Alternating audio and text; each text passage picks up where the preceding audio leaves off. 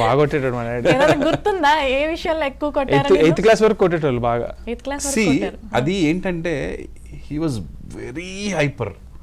అంటే హైపర్ కి ఒక పీక్ స్టేజ్ ఏదన్నా పెట్టాలి అంటే చంద్రాస అంతే.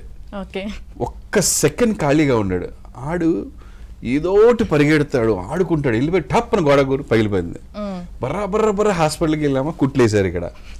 సరే అని చెప్పి కూర్చోబెట్టి వెళ్తే మళ్ళీ అదే పని చేసి కుట్లు ఊడిపోయేలాగా మళ్ళీ పగిలిపోయింది. రెండోసారి మళ్ళీ అలాంటి హైపర్ అనమాట.